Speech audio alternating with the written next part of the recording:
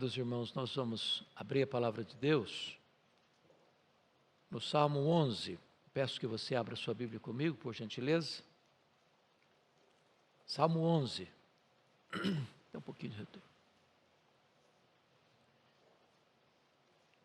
Lido o texto, peço que você continue com a sua Bíblia aberta para nós considerarmos juntos esta passagem. Salmo 11.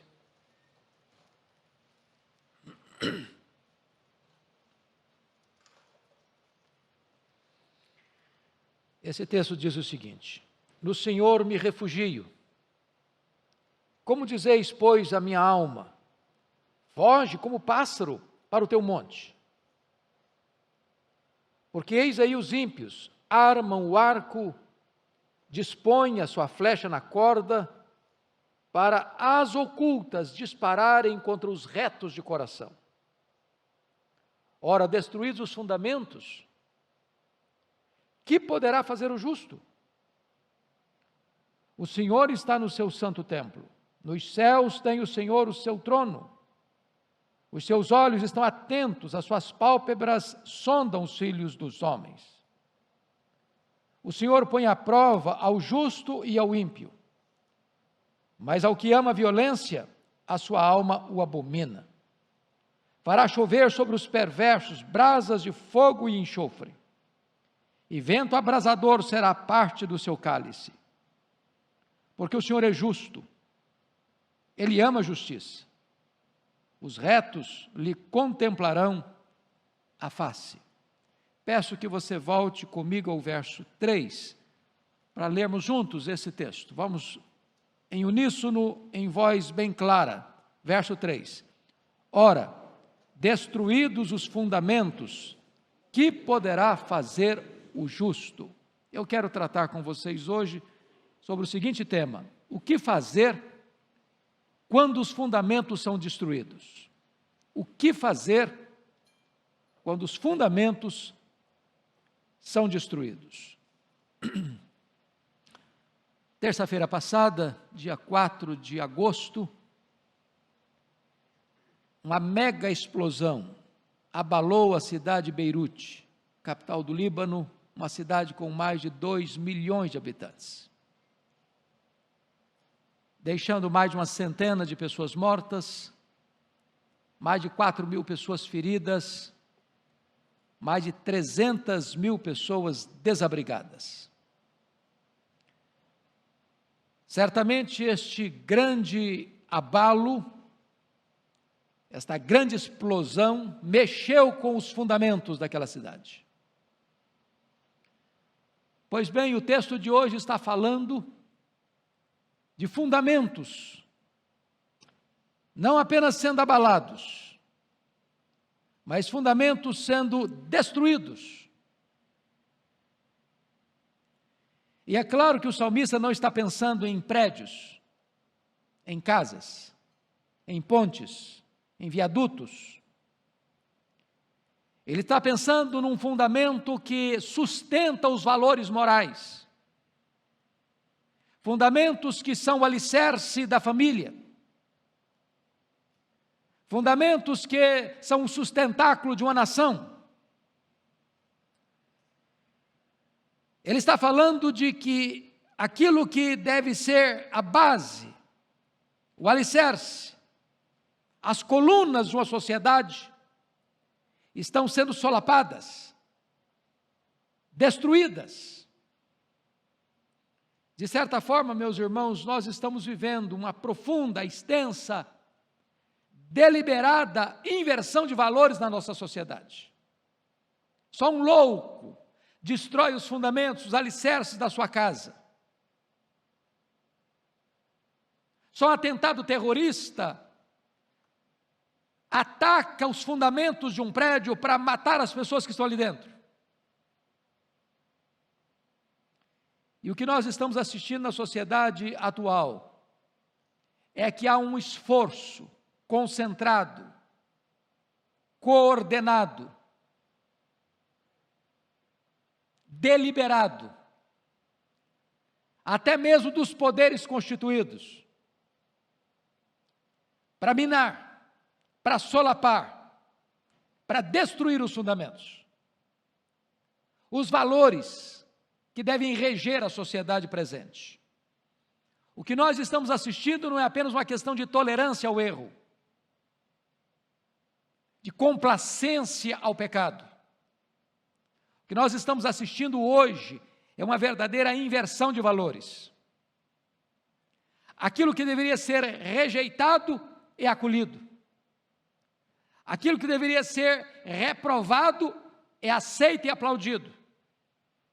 Aquilo que deveria receber o selo de vergonha e opróbrio é aclamado como virtude. E você viver valores morais absolutos, parece que você recebe todo tipo de crítica, escárnio e zombaria. Nas palavras do profeta Isaías, estão chamando luz de trevas e trevas de luz. O amargo de doce e o doce de amargo.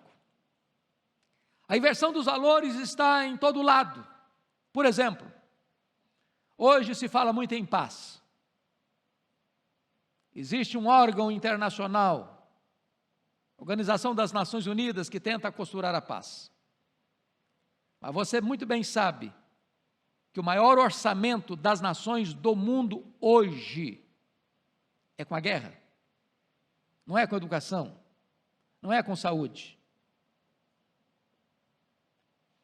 É com armas de guerra, é com segurança, e segurança hoje está falando de armas de destruição. Já em 1985, Mikhail Gorbachev, no seu livro Perestroika, disse que o arsenal que nós tínhamos lá, há 35 anos, dava para transformar o planeta Terra em poeira cósmica 27 vezes. As nações hoje respeitam umas às outras, não é porque são polidas diplomaticamente, é porque sabem que elas têm potencial de destruição. E nós estamos vivendo este momento em que, enquanto muitos estão morrendo de fome e tantos estão afirmando acordos de paz, nós estamos construindo armas de destruição. Vivemos a globalização e a universalização da exploração, mas não estamos assistindo à universalidade da solidariedade. Quando você olha para a sociedade hoje, você começa a perceber que os pilares estão sendo destruídos. Por exemplo, vamos pegar o contexto familiar. Hoje nós temos uma luta com a questão da ideologia de gênero. Querem desconstruir a família dentro do conceito judaico-cristão. Querem acabar com essa ideia de que pode-se comemorar numa escola o Dia dos Pais, o Dia das Mães.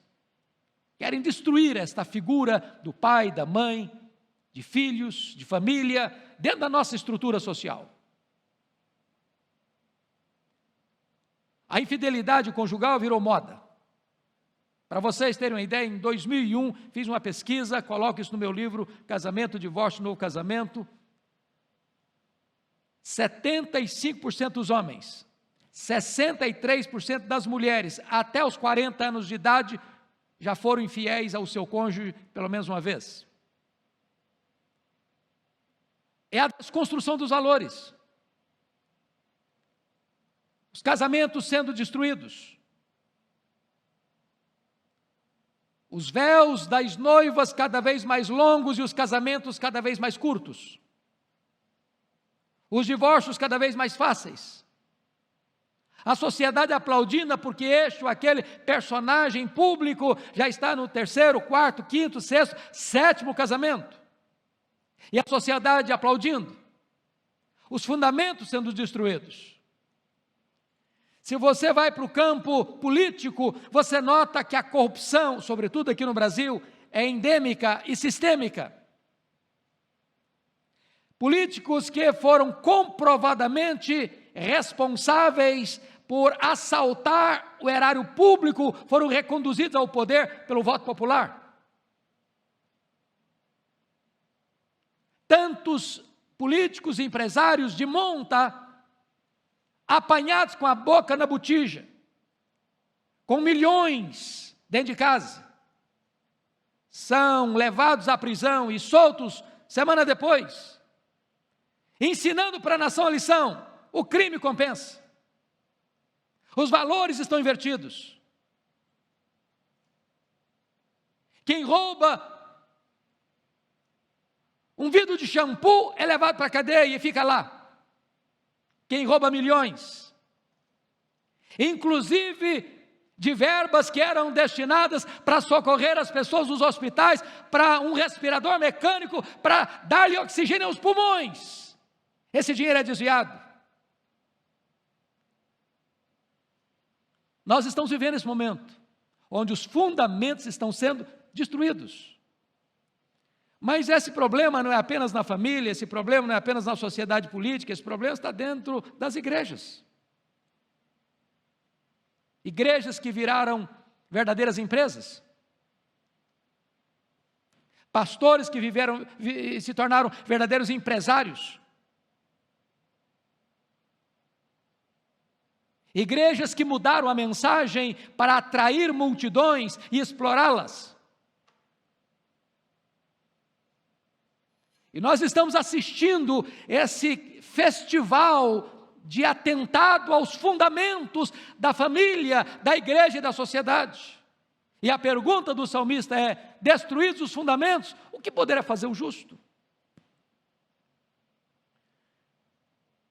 Chama a sua atenção para o fato de que Davi escreveu esse salmo num momento em que ele estava sendo perseguido por Saul. Saul era o rei. Saul era o sogro de Davi. Mas Saul tinha ciúmes de Davi. Mas Saul era o rei, Saul era a lei.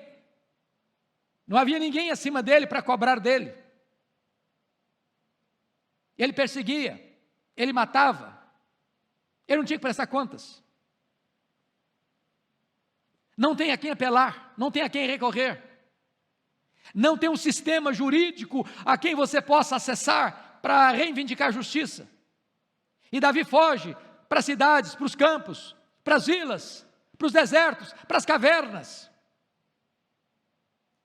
Por todo lado que ele anda, a perseguição está aí, o inimigo está aí, o perigo da morte está aí, a ameaça está aí. E a pergunta que é feita é: destruídos os fundamentos, o que poderá fazer o justo? Para onde você vai? Para quem você recorre? A quem você busca? Se todo o sistema está aparelhado para o crime, para o mal, para a violência, para a corrupção, para a maldade, para a desconstrução dos valores.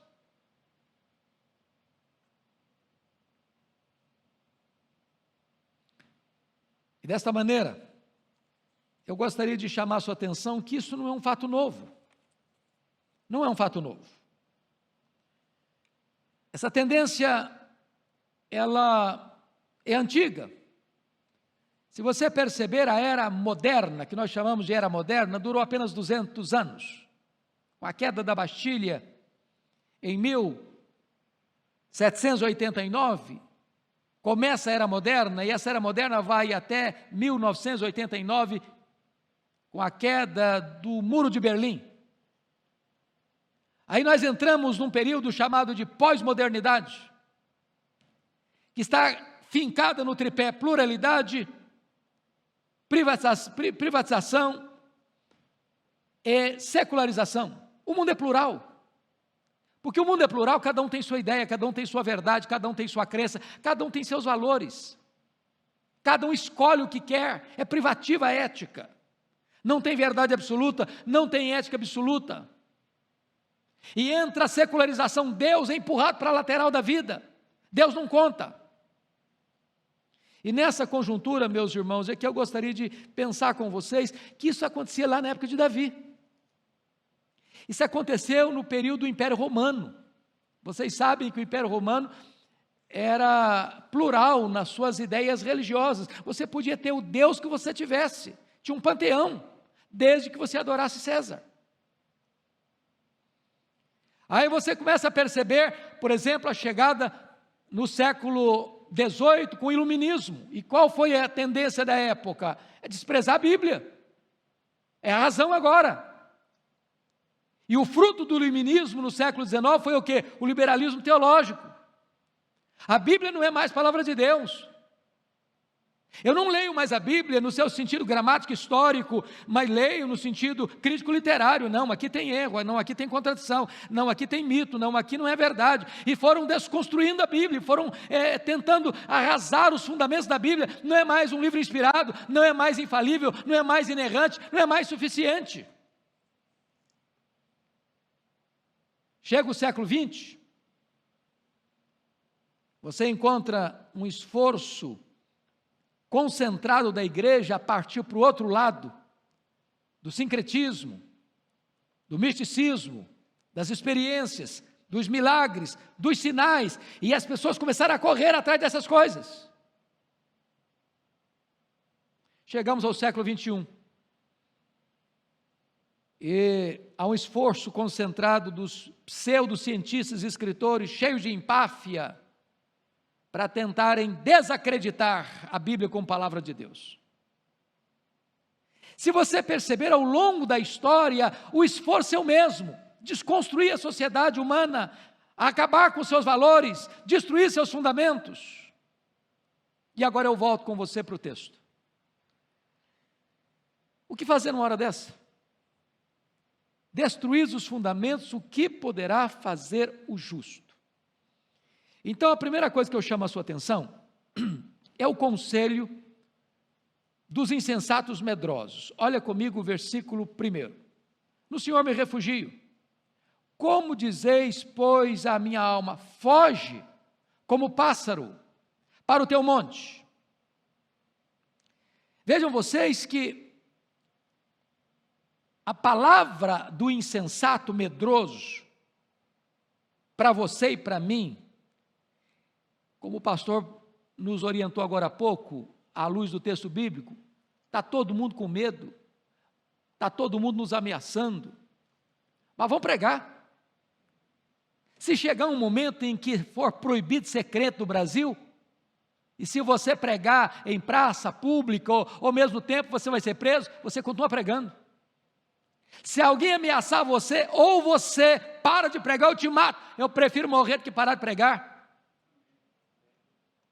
A pergunta é: o que você vai fazer quando o inimigo cerca você, quando você não tem a quem apelar, quando você não tem a quem recorrer, quando todo o aparelhamento foi feito para impedir você de fazer a obra de Deus, dizer para você: foge, foge, foge, como o pássaro foge, o caçador está atrás de você, a flecha está no arco, o arco está armado, e você vai morrer. O que você vai fazer?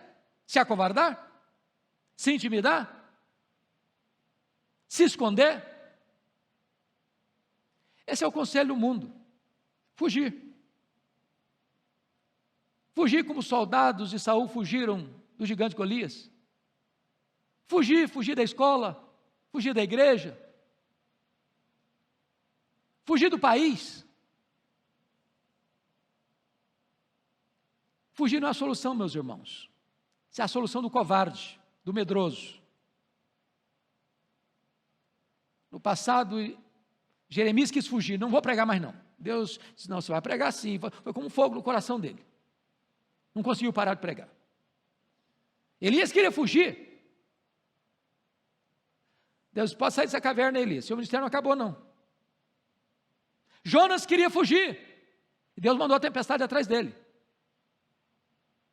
Pedro sugeriu Jesus fugir da cruz: tem piedade de ti mesmo, arreda Satanás, és para mim causa de tropeço. Não cogitas das coisas de Deus, apenas das coisas dos homens. Meu amado irmão, a solução não é fugir. Há duas teologias que governam as pessoas hoje. A primeira delas é esta: fuja, fuja, não se arrisque, salve a sua pele. A outra teologia é esta: o Senhor é o meu refúgio. Como é que eu vou fugir? Como é que eu vou fugir? Deus está no trono, Deus está vendo, Deus é o meu refúgio, é nele que eu confio, é nele que eu me escudo, é nele que eu me estribo, eu não vou fugir. Mas vejam vocês que os conselheiros medrosos e insensatos não só dizem para você fuja, mas dão as suas razões para você fugir. Eles argumentam para você fugir. E 3 argumentos são levantados aqui. Primeiro, olha comigo aí, versículo 2, a parte A. A violência do inimigo é implacável, porque eis aí os ímpios armam o arco e dispõem a sua flecha na corda. Ô, gente, armar o arco e dispor a flecha na corda é dizer para aquele animal que está sendo caçado, a flecha já está apontada para o seu coração. Você não vai escapar. Você não vai conseguir sair dessa. Isso é ameaça. Isso é o pânico. Isso é o medo. Isso é o desespero. Essa é a arma deles. Você não vai conseguir. Então capitule-se. Então fuja. Segunda argumento que eles usam para Davi fugir, é que a política do inimigo é astuciosa. Olha a parte B do versículo 2. Está escrito o seguinte: para as ocultas dispararem contra os retos de coração. Ele está dizendo o seguinte: este inimigo, além de estar com a flecha apontada para você, o arco já está estendido, ele não joga limpo com você. Ele não enfrenta você cara a cara. Ele é das trevas, ele trabalha na escuridão, ele trabalha no anonimato, ele age de uma maneira completamente sutil para pegar você de supetão ou de surpresa. Esta é a maneira, é a armadilha fatal, é uma trama invisível, são perigos reais, mas que você não pode ver. Age na surdina, age nas trevas. Mas preste atenção. Eles não atacam os ímpios. Olha que eles atacam aí no versículo 2, parte B. Para as ocultas dispararem contra os retos de coração. Não é inversão de valores isso? Eles não estão caçando os criminosos. Eles não estão caçando os que estão contra a lei. Eles não estão caçando aqueles que surrupiam os valores morais e surrupiam o erário público e atentam contra a vida do próximo. Eles estão querendo destruir o justo, o puro de coração. Chega um momento, irmãos, em que a sociedade olha para a igreja, para o crente fiel a Deus e vê essa pessoa como um problema, uma ameaça aos interesses escusos, nocivos e letais de uma sociedade sem Deus. Terceiro argumento deles: a ação do inimigo é demolidora. Olha o verso 3. Ora, destruís os fundamentos, que poderá fazer o justo? Aqui é mais um argumento, é o seguinte: olha, os fundamentos estão destruídos. Quando você hoje é atingido, você tem um sistema, um Estado, um aparato do Estado para proteger você. Tem leis,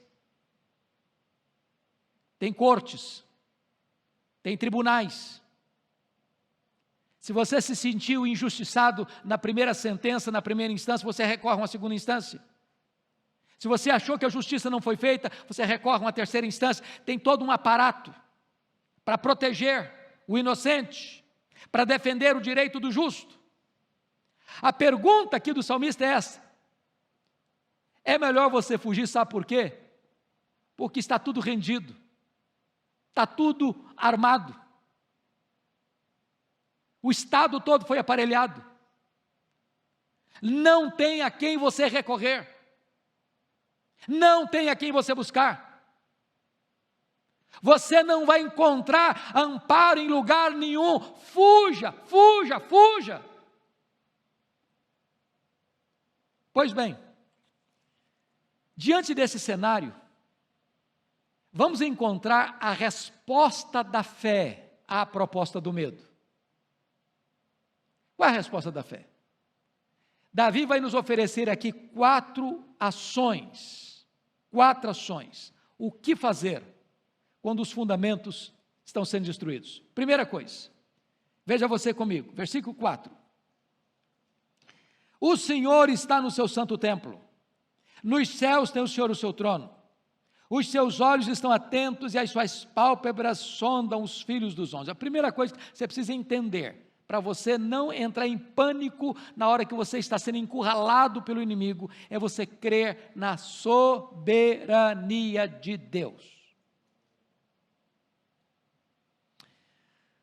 Quando você olha ao seu redor, você não vê saída, você não vê ajuda, você não encontra ninguém ou algo para se agarrar, mas se você olhar para cima, você vai ver que Deus está no trono, que Ele reina, que Ele governa, que a história não está à deriva, que a história não é um caminhão sem freio ladeira abaixo, que a sua vida não está solta ao léu como a palha que o vento leva.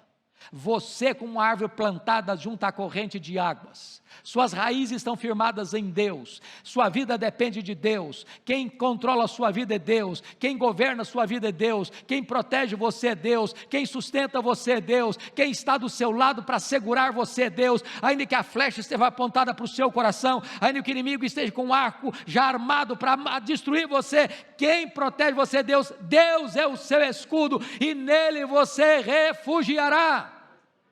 Deus é soberano, Ele está no céu e Ele está na terra, porque note você o texto que diz o seguinte: o Senhor está no seu santo templo.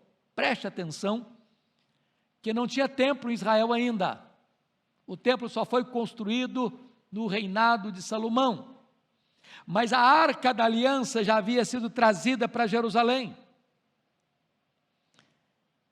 E você, ao olhar à luz do Novo Testamento, você sabe que Deus não habita em templos feitos por mãos humanas. Então, sabe onde Deus habita, além de habitar lá no trono? Ele habita no seu coração. Você é a morada de Deus. Ele não está apenas acima de você, Ele está dentro de você. Você não precisa temer.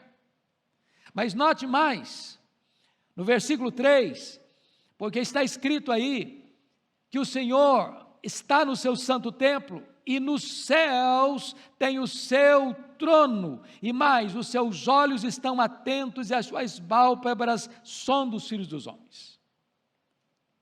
Está olhando. Ele está olhando aqueles esquemas de corrupção, desvio de dinheiro. Ele está olhando aqueles antros de maldade e violência, que arquitetam, planejam e executam o mal.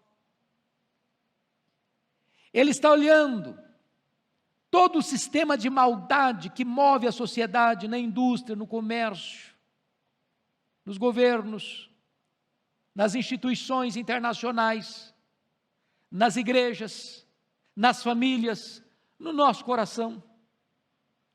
Não tem nada que esteja acontecendo que Deus não esteja vendo, que Deus não esteja notando, que Deus não esteja percebendo. Ele está sondando os filhos dos homens. Irmãos amados, entender isso é fundamental. Primeiro, para nos tirar deste caminho de pecado, porque o temor do Senhor é o princípio da sabedoria. Não tem nenhum freio moral mais importante para impedir você de assodadamente caminhar na direção da destruição, do que você saber que Deus está vendo. Você pode fechar a porta do quarto, Deus está vendo. Você pode apagar a luz, Deus está vendo. Você pode tomar as asas da alvorada e ir lá para os confins dos mares, Deus está vendo. Você pode ir para as profundezas do mar, Deus está vendo. Você pode ir para a última galáxia do universo, Deus está vendo. Ninguém pode fazer nada fora dos olhares perscrutadores do Deus onisciente. Essa consciência livrou Davi de fugir acovardado pelos conselhos dos insensatos. Segundo lugar, por que Davi não fugiu? Qual é a resposta da fé ao medo? Primeiro, a soberania de Deus. Segundo, o pleno conhecimento de Deus. Olha comigo o versículo 5. O Senhor põe à prova ao justo e ao ímpio, mas ao que ama a violência, a sua alma o abomina. Preste bem atenção. Deus põe à prova o justo e o ímpio. Ao justo, Deus põe à prova para aprová-lo. Ao ímpio, para reprová-lo. Deus põe você à prova, e eu também, como um ourives põe o metal nobre no cadinho, na fornalha, para que a escória se derreta e se perca, para que o ouro se torne mais belo, mais puro, mais nobre, mais caro. Mas quando Deus põe o ímpio à prova, é para reprová-lo, é para desmascará-lo, é para desacreditá-lo, é para desarticulá-lo. Davi entende que Deus tem um senso de justiça. E o que ele está dizendo é isso: o Senhor põe à prova, tanto um quanto o outro. E ele é claro: mas ao que ama a violência, a sua alma o abomina. Se você é o deleite de Deus, se você é o prazer de Deus, se você é a menina dos olhos de Deus, se você é a herança de Deus, se Deus tem em você todo o seu prazer, a Bíblia diz que a alma de Deus abomina o que ama a violência. Este Deus que é soberano, Ele também é justo. Terceiro lugar, qual foi o terceiro argumento que Davi usou para não ceder à pressão dos insensatos? Olha comigo, versículo 6. Está escrito o seguinte: fará chover sobre os perversos brasas de fogo e enxofre, e vento abrasador será parte do seu cálice. Ele fala agora do juízo de Deus. O juízo de Deus. Oh, meus irmãos, vamos parar um pouquinho para pensar aqui. Por que o homem peca? Seja os pecados que nós chamaríamos de mais leves, passa a vistas grossas, aos pecados mais horrendos. É porque naquele momento, quem está cometendo aquele delito, imagina, pensa, que ele não vai ser apanhado.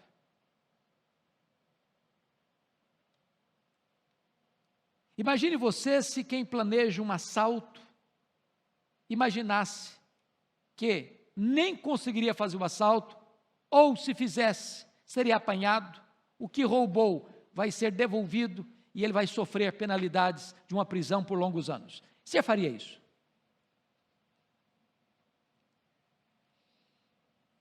Deixa eu ilustrar de uma maneira mais simples, que isso pega todos nós.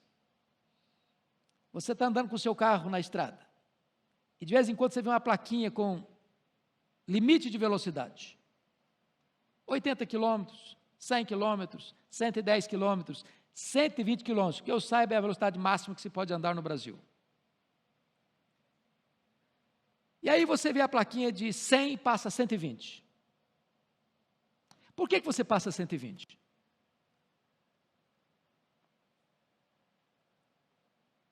É pela consciência que você tem que ninguém vai ver, não tem guarda ali, e você não vai ser multado.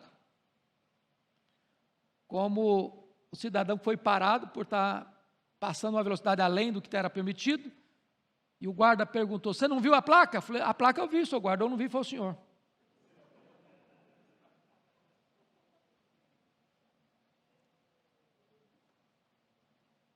Agora imagine você que Deus não só está vendo, Ele é o juiz. E o texto está mostrando aqui em relação ao ímpio, que ele fará chover sobre os perversos brasas de fogo e enxofre. Você tem alguma ideia de onde isso aconteceu? Com Sodoma e Gomorra. E a cidade toda foi subvertida, virou um mar de enxofre.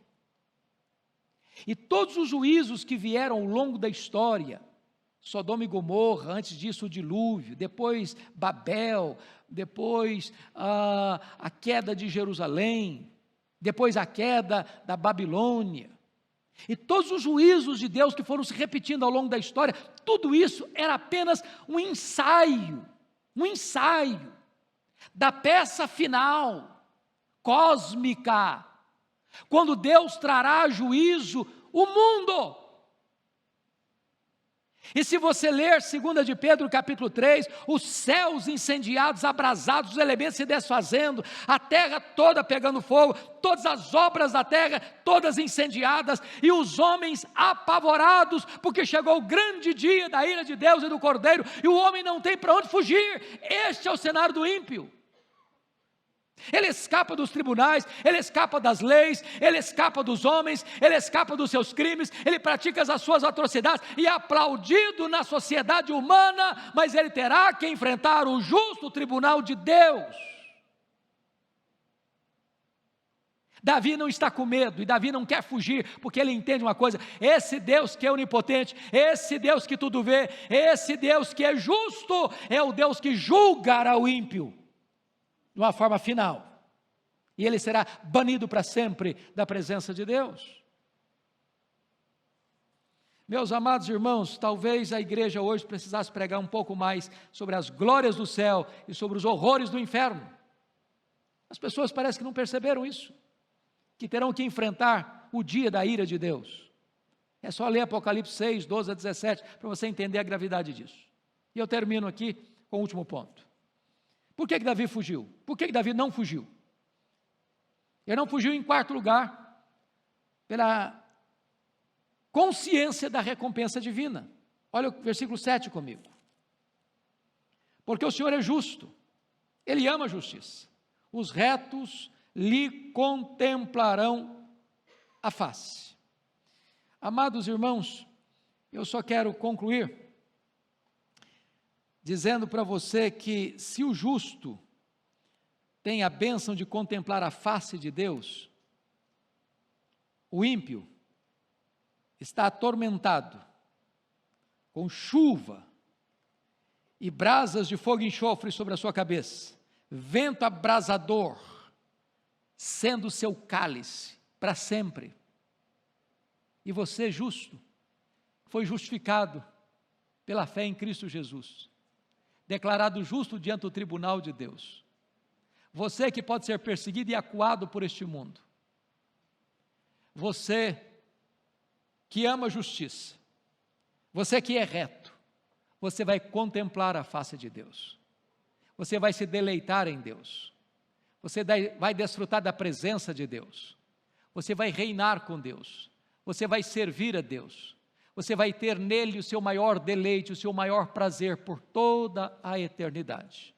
Não vai ter mais dor, não vai ter mais perseguição, não vai ter mais luto, não vai ter mais lágrima, não vai ter mais despedida, não vai ter mais injustiça. Você estará com ele, contemplando a face dele para sempre e sempre e sempre. Você está com medo, irmão? Para que medo?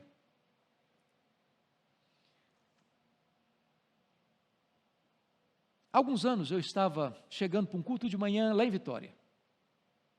E de frente ao templo tem um pé de manga muito bonito, que todo ano é a alegria de muita gente que sobe, tira manga, balança, cai manga, e é uma coisa maravilhosa.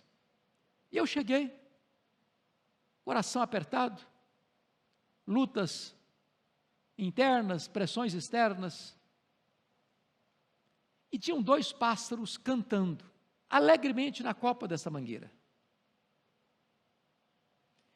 E eu parei para observar aqueles pássaros cantando alegremente. E daqui a pouco eu começo a ver as pessoas chegando, algumas delas cabisbaixas, outras com semblante pesado, outras com um sentimento de preocupação. De repente, Deus ministrou ao meu coração uma palavra. O que esses 2 pássaros estão cantando? O que eles estão conversando um com o outro? E me veio à mente a seguinte imagem. Eles estavam perguntando um para o outro assim: você sabe por que esse pessoal está chegando aí com medo, preocupado? Cabisbaixo? É porque eles não conhecem o Deus que nós conhecemos. Ou pensam que esse Deus não cuida deles. Se eles soubessem que Deus cuida deles, como Deus cuida de nós, eles não estariam assim. Você já viu um passarinho preocupado? Já viu algum que parou de cantar porque estava em depressão, assim, meio problemático com a vida?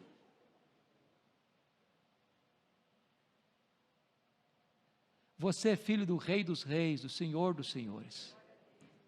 Seu nome está escrito no livro da vida. Nem morte, nem vida, nem anjos, nem principados, nem potestades, nem poderes, nem altura, nem profundidade poderão separar você do amor de Deus que está em Cristo Jesus. Para de ficar com medo. Descanse no Senhor. Ele é o nosso refúgio. Vamos ficar em pé, pastor Arival, ore por nós, por favor.